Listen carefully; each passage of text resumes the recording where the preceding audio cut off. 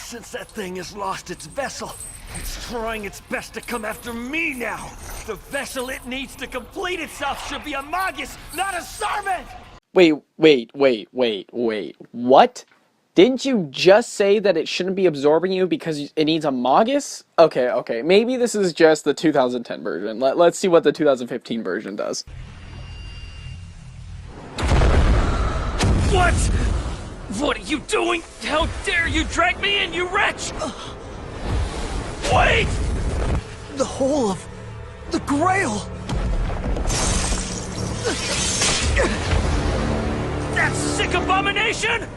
Doesn't it realize that a fellow servant can't be made its core? What? Okay, so the same thing still happens in this version, but this is clearly plot convenience. There's no way that something just as convenient's gonna happen like twice in a row, right?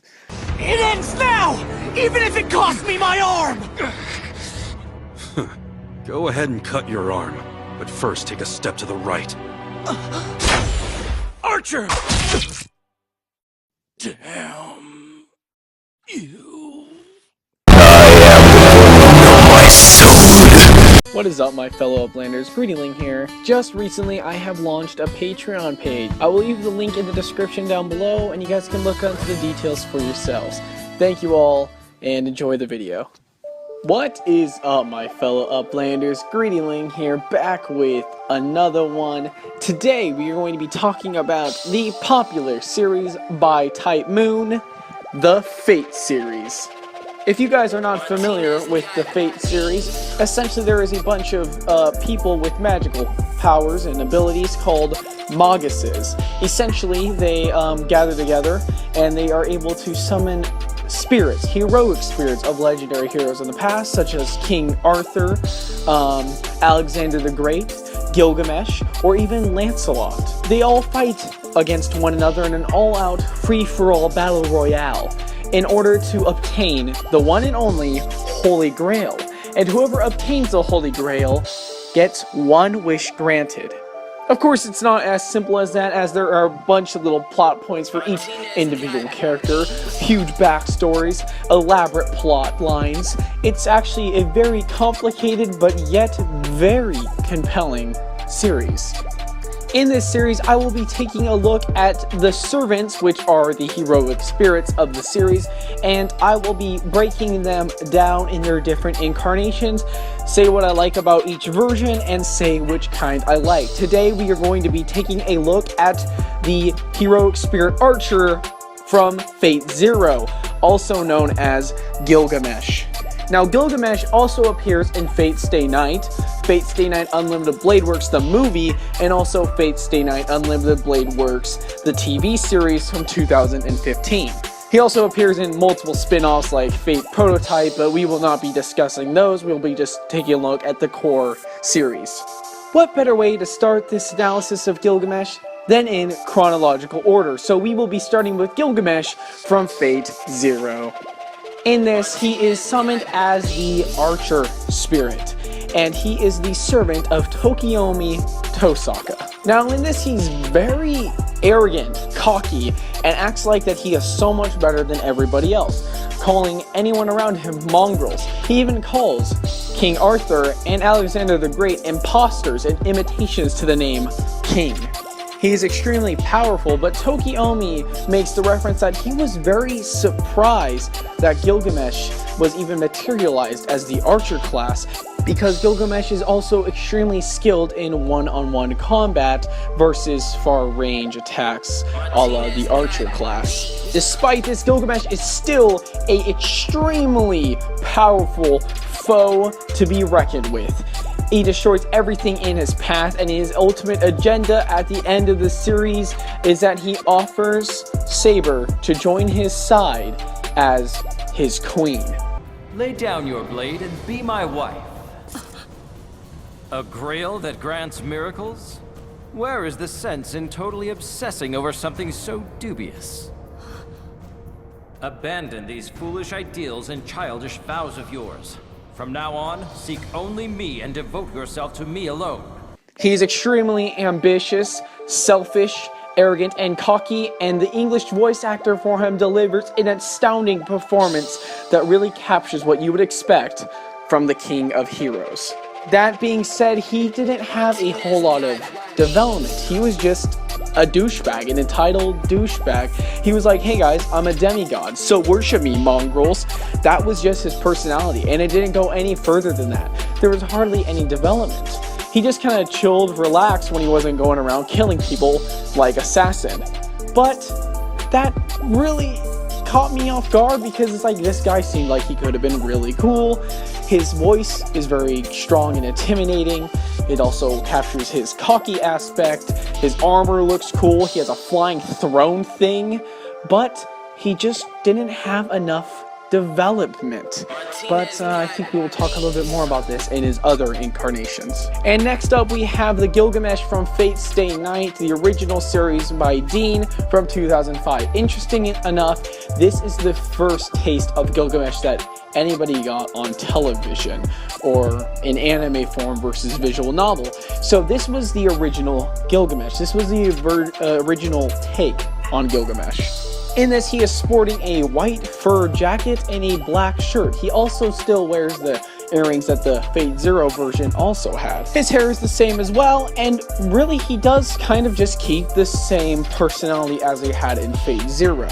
He doesn't seem mongrel nearly as much in Fate Zero, so you will not be cringing over that as he talks. And the voice actor for this version actually does a very good job. And actually, interestingly enough, the voice actor for this version of Gilgamesh actually later on becomes the voice actor of Lancer from Fate Zero, so that's kind of funny. This Gilgamesh is pretty much known as the mysterious extra servant. You see, in Fate Stay Night, they have a different group of servants. Saber remembers him from the events of Fate Zero, but never knew what his name was.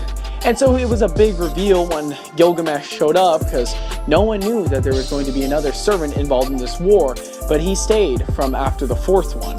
Sure, it was pretty predictable, but it still ended up being a huge reveal in the 2005 series, but Gilgamesh wasn't that captivating. Yes, in this one he was more treated as the hero of all heroes. He really was portrayed more of the king of heroes in this series versus in Fate Zero. In this one, Saber's all like, holy crap, I couldn't even beat him, so that intimidated Rin and Shiro. In this version of Stay Night, this version of Gilgamesh, he was more feared than in Fate Zero. The Fate Zero version of Gilgamesh was treated almost like just any other heroic spirit. He wasn't the king of heroes in that. He was just a heroic spirit, just like Saber, just like Rider, just like Assassin, just like Berserker. He was just the same as any other spirit. But in Stay Night, as the extra servant, everyone feared him. So leading up to the final battle against Saber, when he finally meets his end by King Arthur. Now in this one, he also seems to want King Arthur's hand in marriage. He still desires Saber as his queen. So when he sees her, he automatically is like, yo guys, this is my girl. She belongs to me. So he gets seems like he actually gets pretty jealous by Shiro, and he just desires her for himself. So honestly, he seems very more desirable in this series than in Fate Zero, and honestly, I kinda like that. It's kind of a love-hate relationship for me.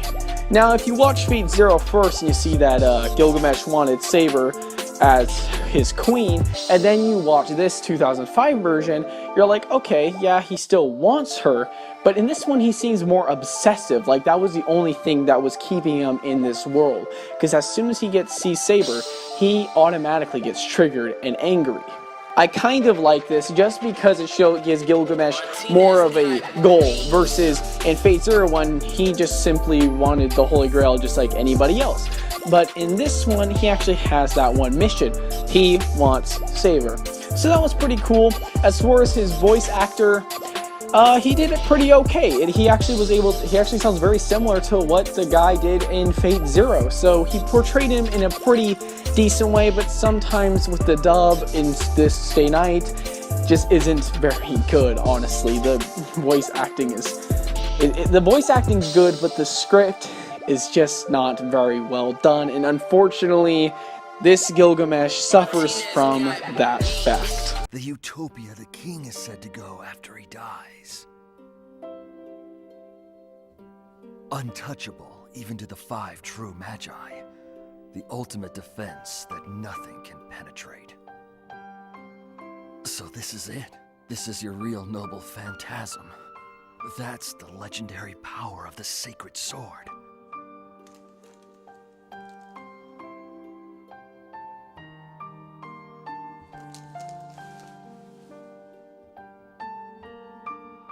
You are truly a wicked woman. You defied me, right up until the very end. But I forgive you. The things you cannot possess are the most beautiful of all. Farewell, King of Knights. You know, there's one thing I can say for certain. It sure has been a whole lot of fun. Up next, we have Gilgamesh from Unlimited Blade Works, the TV series from 2015. Now, this Gilgamesh is a little bit different. Now, this series is supposed to still take place from Fate Zero, but differs a bit from the 2005 version of Fate Stay Night, including this incarnation of Gilgamesh. In this, he's wearing like a black tracksuit with a white v-neck underneath it, and his hair is no longer up, and spiky is actually down, similar to that of, well, really any shonen character like Kirito or, you know, Shiro, for crying out loud. He no longer is wearing his earrings, and really he doesn't have anything gold on him other than his hair. Now, this Gilgamesh acts very different than the one seen in Fate Zero and the one in 2005, besides his outfit. In this one, he comes across more cunning, manipulative, and just more sadistic than the other ones. Yes, he still keeps his cockiness and his arrogance, but in this one he just seems more of a snake than the past Gilgameshes. This makes for a pretty interesting antagonist. In the past, we've only seen him be cocky and acting very entitled, but in this one, he kind of like knows his place. Yes, he's like, hey, I'm a demigod, I'm a king, I'm the king of heroes, but he's not more humble, but they kind of hold off on calling people mongrels all the time. Now, this Gilgamesh is pretty cool, but he has actually dropped his ambitions of Saber. He doesn't even make a reference of ever proposing to Saber, ever, which kind of bothers me that they weren't trying to link more back to Fate Zero. This Gilgamesh feels like a completely different person. Now, in the Fate Stay Night 2005, if I were to watch Fate Zero and the 2005 Fate Stay Night, or the other way around, the Gilgamesh would have still felt like the same Gilgamesh. Yes, portrayed by different actors, but it still felt like the same Gilgamesh to me. Now, if I watch Fate Zero and Unlimited Blade Works, or vice versa, this Gilgamesh feels eerily different. Now, one plus though, this Gilgamesh is portrayed by the same actor that does the 2012 Fate Zero Gilgamesh. So that's really nice, but I cannot help but the delivery of this character and the lines that he's given just screams a little bit of a different personality. Instead of being a desirable, treasure-hunting king, this guy becomes just a ruthless, sadistic king, which just seems a bit different for the Gilgamesh that I'm used to. But the animation is done very well in this series for his action scenes, and his final battle with Shiro is probably one of my favorite anime fights of all time. This Gilgamesh does a fantastic job at really just being a villain. Now, in the original Stay Night, Kirei was more portrayed as the main villain. But with the shift here, making Gilgamesh the ultimate foe for Shiro in the end, I guess it does make sense to kind of change Gilgamesh's personality. So as far as plot convenience goes, this Gilgamesh fits perfectly in. And if I were to watch Unlimited Blade Works by itself, I guess this Gilgamesh would make perfect sense and he would be astounding. But I'd just like to say that how he died is the most ridiculous thing ever. For being a nearly flawless character, his death is the most plot convenient thing I have ever seen and is very cringeworthy, and I literally cringe every time I see it. For whatever reason, the Holy Grail, instead of trying to take a Magus as its core, randomly decides to try to take a servant, and that happens to be Gilgamesh. And there is no way, despite Shiro's amazing magical capabilities, there is no way that Shiro would have been able to overcome Gilgamesh. And even if he was able to remove his arm like he does, then it's just ridiculous that Archer somehow survived, gets the perfect headshot on Gilgamesh, and then Gilgamesh gets sucked into the Holy Grail. It just makes no sense. How did Archer end up surviving? And even if Archer did come back and kill him, the Holy Grail shouldn't have tried absorbing Gilgamesh in the first place. There's just too many coincidences and conveniences at the same time, and this version of Gilgamesh really, really suffers for that fact. Damn you! You little brat! Rot in hell!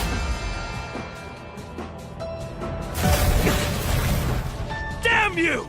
I can't believe I have to go all out against a fraud like you!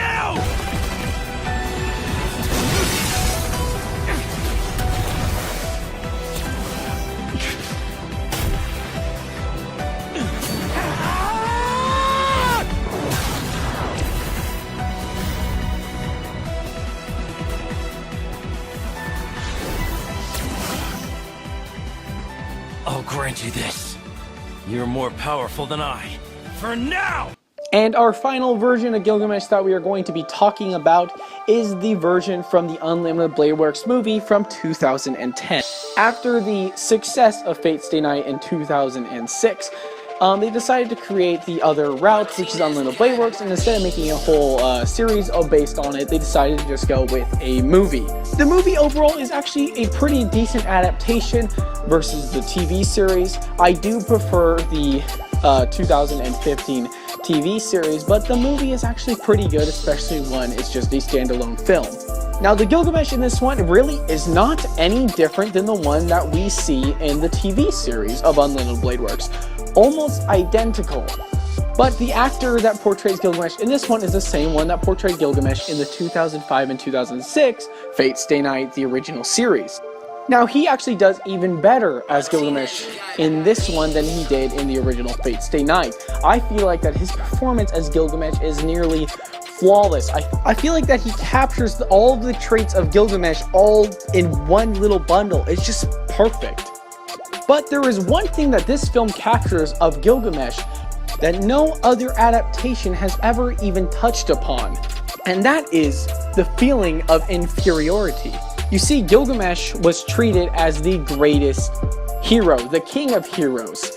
Tokiomi and Fate Zero makes references to, hey, I won the Holy Grail War because I got the king of heroes. In Fate Stay Night, everyone was intimidated by the appearance of Gilgamesh. But in this one, he still is regarded as the all-powerful king of heroes. He is a force to be reckoned with. But as he is losing to Shiro, who is only a magus, not a heroic spirit like himself, he starts losing his mind. He starts losing his edge. And I love that as he's losing, he starts going insane. And I feel like that is how Gilgamesh should be captured. He went from being top dog, the greatest, the thing that everyone wanted. He was a demigod. He was half god. And he felt like everyone else below him were mongrels. And now that he's losing to a mongrel, he starts going insane, just simply screaming, die. There's no way I'd lose! To a cheap imposter like you! Die! Die!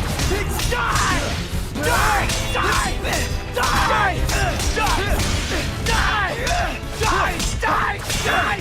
Die! I feel like the movie version of Gilgamesh really just captures the way that he ultimately ends up feeling like a defeated person. And honestly, I really admire the direction they went with the movie, trying to capture that part of Gilgamesh. Now, after looking at all four of these adaptations of Gilgamesh, I will finally reveal my favorite version. And my favorite version of Gilgamesh is Gilgamesh from Fate Stay Night Unlimited Blade Works, the 2015 TV series. I just love this character design. I was never a huge fan of the earrings or the spiky hair.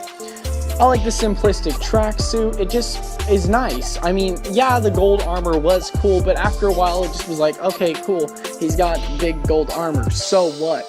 ultimately, I feel like that this Gilgamesh did all the right things. We got his manipulative side, we got a bit of his sadistic side, and we also were able to get a little bit of his arrogance and egotistical nature as well. And the voice actor for this Gilgamesh is by far my favorite voice actor of Gilgamesh. So, the award goes to Unlimited Blade Works 2015 version of Gilgamesh. Congratulations, ladies and gentlemen, give him a hand. Alright, thank you all for watching this video. I will be doing another one. Up next will probably be Lancer. I don't know which Lancer, I just really like the Lancer class. Thank you guys for watching today. I'm Greedy Link, and I am signing out. I will see you all in the next realm, my fellow Uplanders. Stay lit, fam. Nothing is braver, for nothing is braver.